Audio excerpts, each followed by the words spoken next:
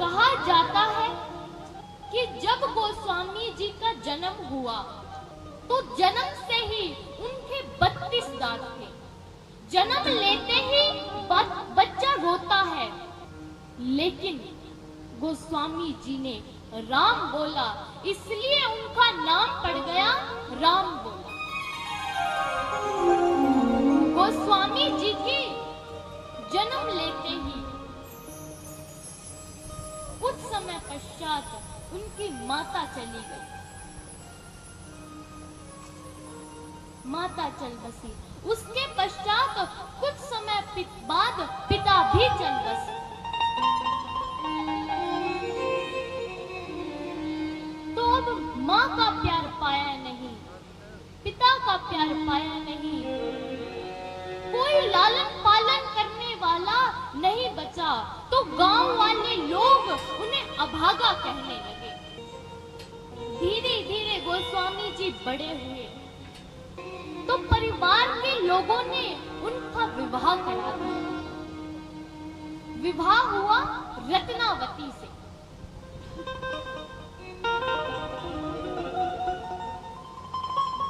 माँ का प्यार पाया नहीं, पिता का प्यार पाया नहीं, तो पत्नी आई, पत्नी से ही प्यार करने लगे। अपना हर दुख सुख पत्नी को बताते हैं। ऐसा नियम होता है कि विवाह के पश्चात पत्नी को उसका भाई लेने आता है। तो ऐसे ही रत्नावती को उनका भाई लेने आया। अब रत्नावती अपने भाई के साथ अपने घर जाने लगी तो गोस्वामी जी रो रहे हैं। रत्नावती ने गोस्वामी जी को देखा तो गोस्वामी जी से बोली, अरे आप क्यों रो रहे हैं?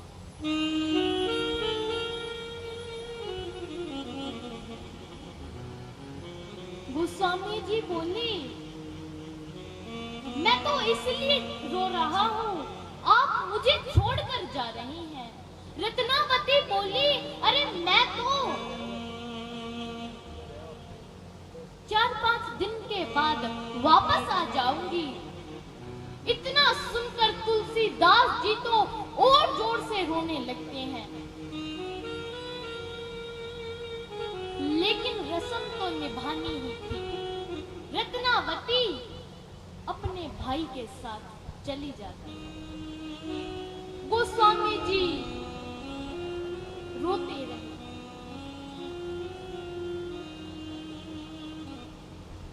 गोस्वामी जी बैठे बैठे सोच रहे हैं कि क्या हुआ। रत्नावती यहाँ नहीं रुक सकती, लेकिन मैं तो रत्नावती के घर जा सकता हूँ ना।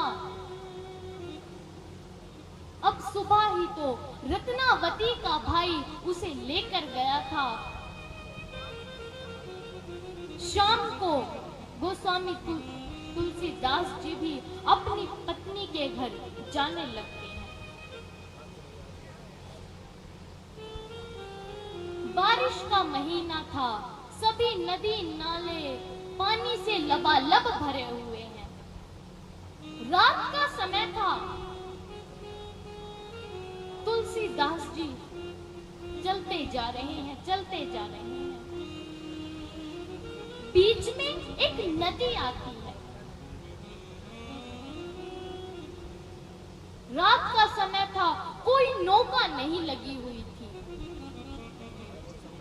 बारिश का समय, नदी पानी से पूरी भरी हुई।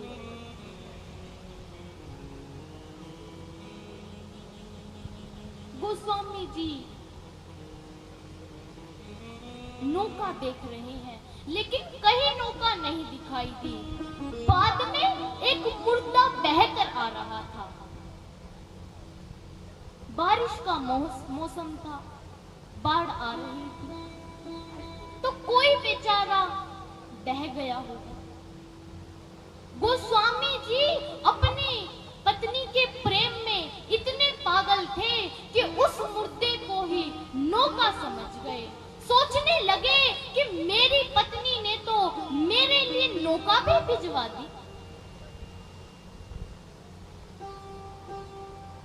पर बैठकर नौका जैसा अनुभव किया और नदी को पार कर दिया। गांव में प्रवेश करते हैं, सभी से पूछते जा रहे हैं। धीरे धीरे पूछते पूछते रत्नावती के घर पहुंच गए। रात का समय था, सभी दरवाजे बंद थे,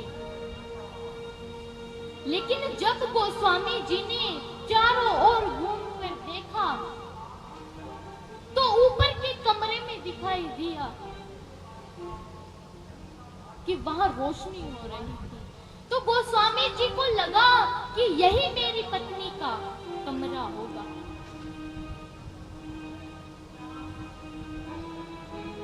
और कमरे के पीछे एक खिड़की थी। संयोग से वहां पर एक काला नाग लटका हुआ था।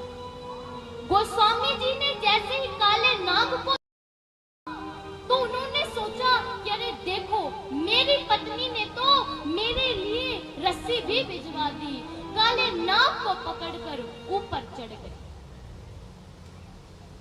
अपनी पत्नी को जगाते हैं। रत्नावती जैसे ही उठी तो हक्की बक्की रही। बोले, अरे तुम यहां कैसे आए?